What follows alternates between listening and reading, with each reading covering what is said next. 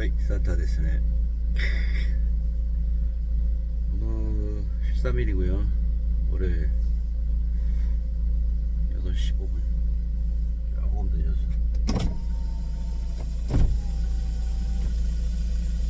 새벽에 아까도 영상을 잠깐 올렸지만 비 무진장 내렸습니다. 무지하게 비가 갑자기 한 3, 오늘 좀 일찍 나갔는데 한 3시 55분 정도 긴 연휴에 그냥 첫 출근이어가지고 엄청 또 바짝 들겠던 비가 또 오더라고요. 55분 나니까 나는 근데 그 새벽에 그 솔부엉이인 것 같아요. 솔부엉이인 것 같은데 이렇게 하고 이렇게 몇 수개월 전부터 소리가 나던데 아파트 꼭대기에서 이렇게 짝짓기 하려고 그러는 건지 이제 찾는 건지 그런 소리가 이제 들리는데 너무 멋스러운 거야. 그 소리가 너무 멋있어가지고 새벽에 운동하는데 그냥 그 운치를 표현하는데 이렇게 아주 킥으로서 즐겁게 뛰고 있습니다. 그 소리가 너무나 멋있는 것 같아요. 이문구 선생님이라고 예전에도 한번 얘기했던 것 같은데 대단한 문학가죠. 대표적인 그 관촌수필 김동인 선생님의 수제자 애제자 정도 되는 거죠. 애제자. 그 관촌수필에 보면은 그 공산토월인가 그래서 주인공이 어렸을 때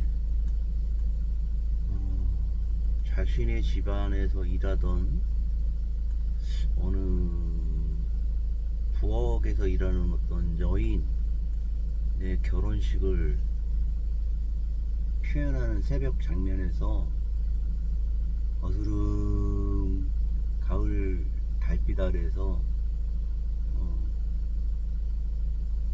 결혼식이 일장 끝나고 서로 이제 뒤풀이하는 장면들이 나오잖아요. 기러기가 마당에 그 달빛 아래서 그 지나가는 장면이 그려지면서 와, 나는 지금도 그 생각하면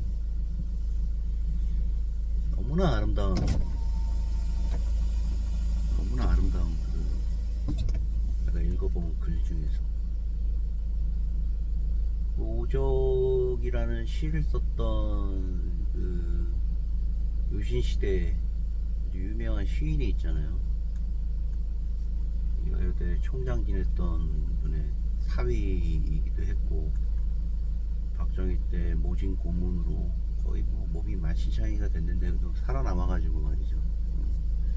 그 사람이 긴급조치로 75, 6년경에 감옥에 들어갔을 때도 그가 그 모진 고통에서 이겨낼 수 있는 거는 그 이문열이 준 글의 맛, 그 행간에 그리고 그 글 자체에서 풍기는 어떤 고유한 맛 때문에 그 이문구 선생님한테 절대 그 재야 활동 하지 말아라. 나 좀 살자. 감옥에서 살기 위해서 외부에 있는 사람한테 글을 좀 써달라는데 그 사람도 유명한 또 반체제사인 인사인데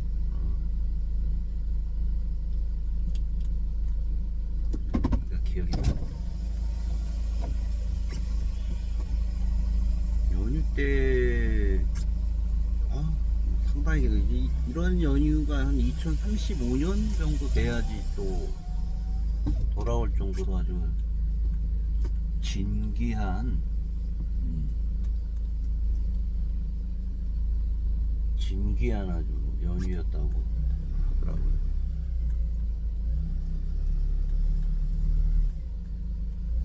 그중에서 뭐 부모님, 친지, 가족들 어떤 게 생각이 나시는지. 예전에 그 추석이라 그러면은 언제부터 생각나냐면은 그 학교 가기 전에는 뭐 아무 생각, 그 명절에 대한 생각은 거의 없는 것 같고, 명절 전날 아버님이 영등포역인가 용산역에서 우리 데려가기 위해서 새벽에 이렇게 서 있었던 장면. 추석 되면은 동네 잔치가 이렇게 들뜨잖아. 이렇게 아이들도 그러니까 여름에 긴 짧은 옷들을 다 개서 옷장에다 집어넣고 긴 옷을 입잖아. 긴 옷을 입고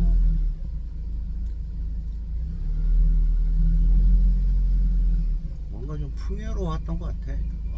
뭐 구슬치기, 딱지치기, 그리고 할머니 댁에 다녀와야 되는 어떤 그런 어린 시절의 그 명절 루틴들이 기억이 나요.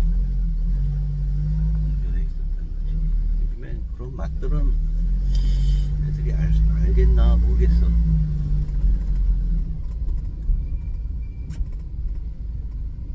먹을 게 흔하기도 했지만 제가 자라던 어떤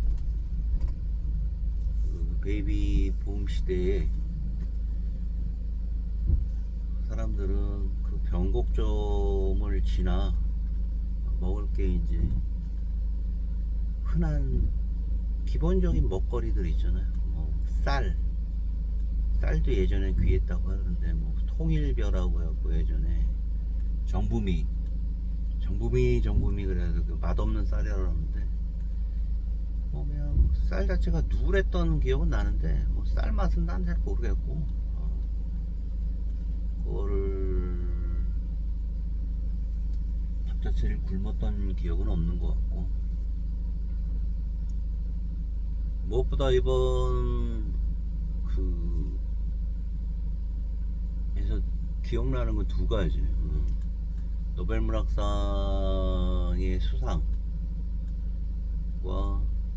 그리고 집사람하고 다녀온 그 한 미술관이 생각이 나더라고요. 오늘 그거 얘기 좀 하려고 방송을 하는 건데,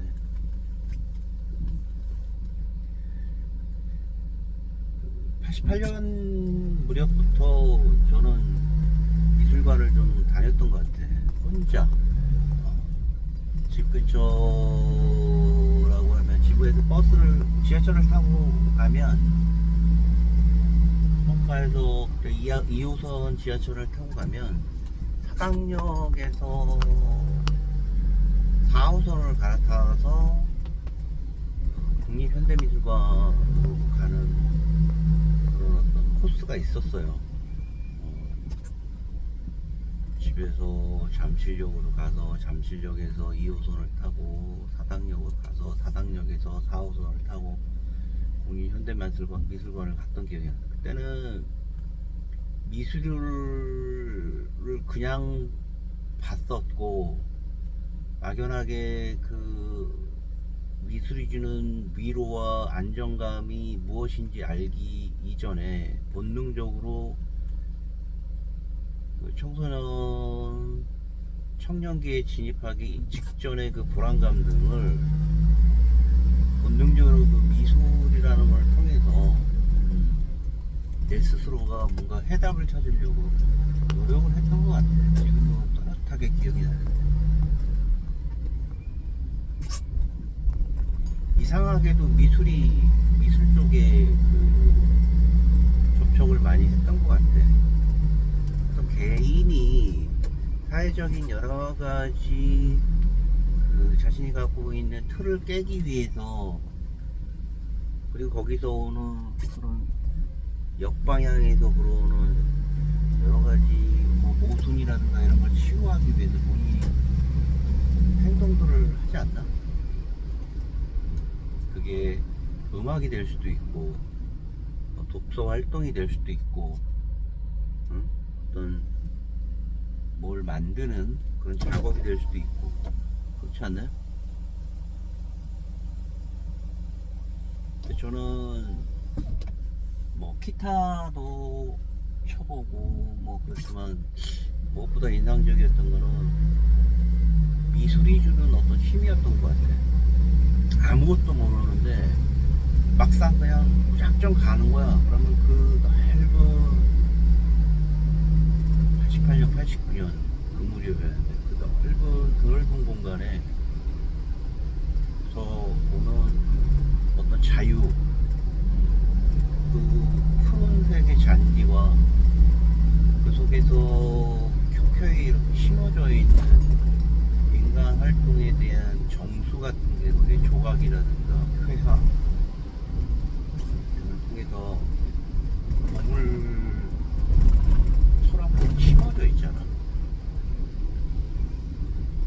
무료라는 매력도 있었고, 일부 작품은 유료도 있었는데 거의 이제 무료로 봤던 것 같고, 그 젊은 학생이 대중교통을 이용해서 그곳에 가가지고 스스로에 대한 어떤 여러 가지 모순이라든가 살아오면서 짧은 시기지만 앞으로 다가올 미래에 대한 불안 같은 거를, 그런 게 오버랩이 되면서 현대미술관, 당시 과천이죠. 과천 현대미술관에 가면 항상 유명한 조형 현대 비디오를 통해, 백남준 씨였던 것 같아. 비디오를 통해서, 그러니까 그 개관을 위해서, 현대미술관 개관을 위해서 그 백남준 씨의, 그분이 오리진이 사우스코리아잖아.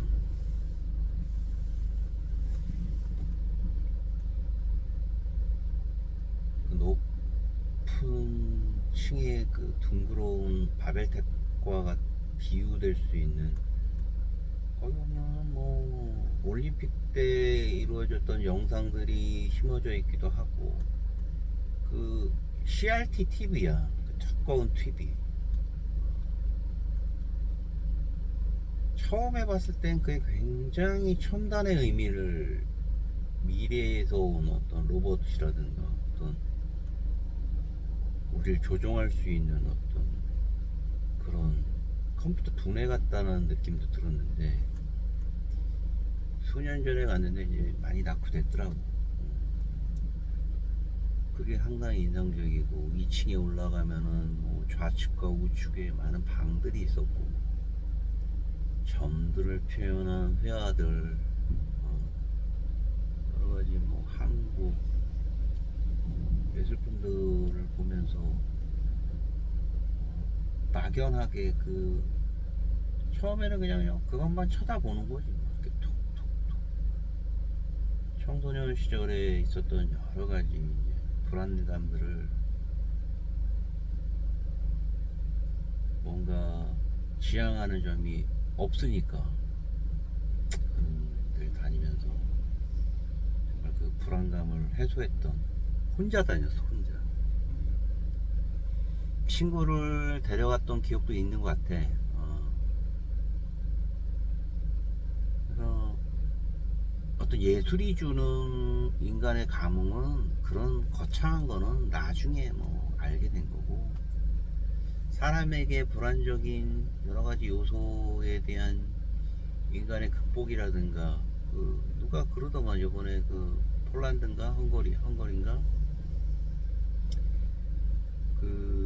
작가의 작품이, 문학 작품이 어떤 주요 테마가 묵시록적인 어떤 인류의 삶 등이 그런 내용들을 전체적으로 치유할 수 있는 내용들이 어떻게 보면 그런 모순적인 인간의 형태들을 치유하고 케어할 수 있는 예술 작품, 예술 활동에 대한 어떤 면목들을 부각시킨다든가 설명하는 그런 소설이잖아. 그 사람 지금 이름은 기억이 안 나는데 무슨 상당히 길더라고. 그건 성함이. 나중에 기회가 되면은 한번 읽어보고 싶고, 상당히 호흡이 길다고 하더라고. 길다고 하면 700페이지 정도 되고, 어떤 작품은 희한하게도 주어와 서술어가 하나로 된 문장도 있다고. 수백 페이지. 수백 페이지가. 그 번역한다는 것도 그 번역했을지 좀 궁금하고.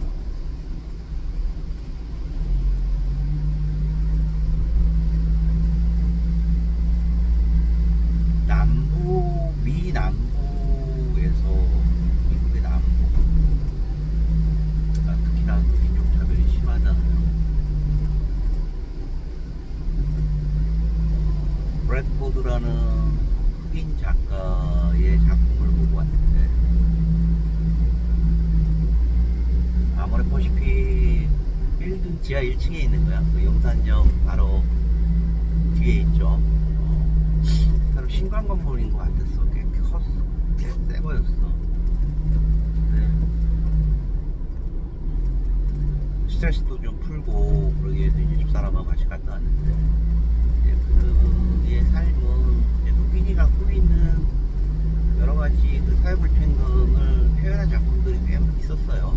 특히나 그 잡지라든가 미용실에 자기가 2년 시절에 미용실에 있었던 잡지 등을 이용해서 이렇게 작품 활동을 한 것도 있고, 특히나 인상적이었던 거는 극심한 인종차별을 피해서 1950년대, 60년대 북부 향하기 위해서 기차역 앞에서 프롬 투 해가지고 이렇게 열차표, 브루클린, 어디 뉴욕 이런 시간대별을 써있는 거가 남부 사람이 처한 어떤 불행한 처지를 아주 단편적으로 표현한 작품이라고 하더라고요. 그게 이제 큰 어떤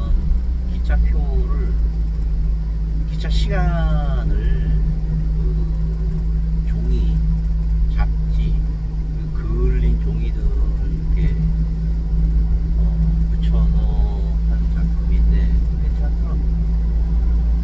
이런 어떤 공간에서는 목록 블랙이라는 공간, 그건 아마 그들의 정체성을 표현하는, 상징하는 공간인 것 같은데, 블랙이 위대하다, 아름답다라고 하는,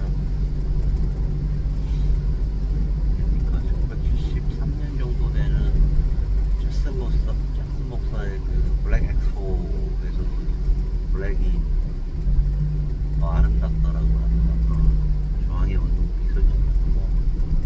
그런 취지를 생각나게 하는 그런 방이었어. 그 방 안에서 몽롱한 음악이 흐르고 조명. 내가 특히나 예전에도 어떤 설치 미술을 봤는데 그런 거에 난 개인적으로 뿅 나는 것 같아. 공간에서 조명이 있고 음악이 흐를 때 순간 내가 어떤 발작 비슷한, 히스테리 비슷하게 거기서 너무 취하는 것 같다는. 이번에 그 정도로 강렬하지는 않았으나, 강렬하지는 않았지만 나 혼자 그 영상을 찍으면서 거기 흠뻑 빠졌던 며칠 전이죠. 기억이 좀 나요. 브래드포드라는 1930년대생이야. 많죠. 특히나 그 신비로운 경험을 또 했던 게, 들어가자마자 그 작품을 밟아야 되는 워킹 공간이 하나 있어요. 뭐한 50여 평, 100여 평 정도 되는 공간을 바닥에 종이, 그 무지개색 종이들이 쭉 일렬로 돼 있는 그런 작품이 있어요. 그 작품은 관람객들이 직접 밟아보면서 느껴볼 수 있는, 조속한 말로는 소비할 수 있는 그런 공간도 상당히 괜찮았어. 그렇게 처음에 들어갈 때는 그 입구 쪽에서 이제 계속 쭉 출구 쪽으로 나가는데, 그 작품들을 쭉 보고 나서 나가는 무렵에 그 공간에, 그 워킹 공간에 출구 쪽으로 한번 갔어. 거꾸로 간 거지. 그럼 이제 저쪽 입구 쪽에서는 이제 많은 사람들이 이제 걸어올 거 아니야. 넓은 공간에 자신만의 어떤 사진도 찍고 천천히 걸어오잖아. 작품을 건진다는 게 굉장히 신기한 경험일 수도 있고 뭐 별거 아닐 수도 있지만, 대부분의 사람들은 바닥을 보면서 천천히 걸어오는데 나는 저 반대쪽에 서 있었잖아. 그러니까 방향이 이렇게 거꾸로 있는 거잖아. 누구는 걸어오고 나는 혼자 이렇게 있는데, 중앙에 한번 서봤어. 와, 근데 그 바닥에는 무지갯빛 종이들이 이렇게 흐르는 것 같고, 사람들은 그 마치 슬로우 비디오처럼 말이죠. 천천히 현재 시간이 마치 슬로우하게 이렇게 걸어오는데, 이야, 그 굉장히 신비롭더라. 굉장히 신비롭다. 그 경험이 너무나 좋아가지고 아마 잊지 못할 것 같아. 그걸 그분이 이해하지, 의도해서 만들질 않았을 거야. 그냥 그 공간은 작품의 의도가 따로 있겠지. 근데 이제 공교롭게 나는 그 출구 쪽에서 입구에 들어오는 사람들을 나 혼자 거슬러서 뒤로 이렇게 바라보고 신기한 경험을 했는데, 예술이 이번에 그 노벨 문학상을 준 할리먼에서 그런 얘기를 했잖아. 인간이 가지고 있는 여러 가지 암울한 미래를 표현하고 당고, 그러니까 그걸 어떤 임함에 있어서 그런 걸 치유하고 좀 더 희망적인 미래를 갈 수 있는데 없는 건 아마 예술이 주는 힘에 기대보는 것도 나쁘지 않다라는 테마를 가지고 쓴 그 작가의 활동을 높이서도 전 세계 가장 저명한 노벨상을 주잖아. 노벨 문학상. 그와 같이 예술이라는 어떤 분야가 말이죠. 누구에게는 진부할 수도 있고, 누구에게는 한없이 정답이 없는 생활일 수도 있지만, 그 유한한 우리의 삶을 살면서 누군가가 이렇게 생각을 한번 해보는 것도 괜찮을 것 같아요. 그런 바쁜 일상 속에서도 유한한 삶이 가진 인간의 태생적인 한계를 극복하고 또 뒤돌아볼 수 있고 치유할 수 있는 활동이 어떤 태제라면, 그건 예술활동도 하나의 중요한 경험이 될 수 있는 거예요. 막연하게 지루하다고 해서 커브시할 게 아니라 그런 활동들에 대한 적극적인 참여가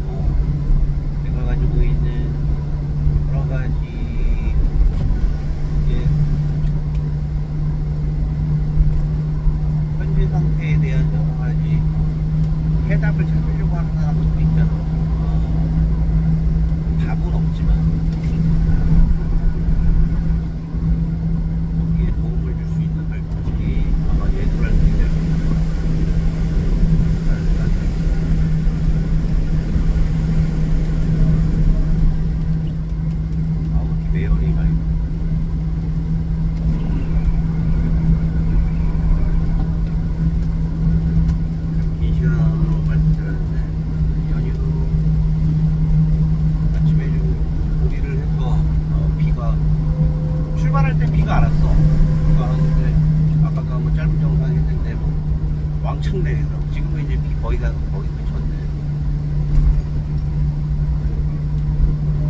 활기차게 시작을 해보도록 하겠습니다. 내가 뭐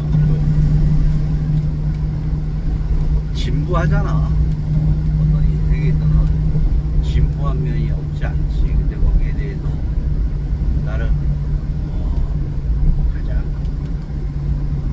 자기가 가지고 있는 루틴이라든가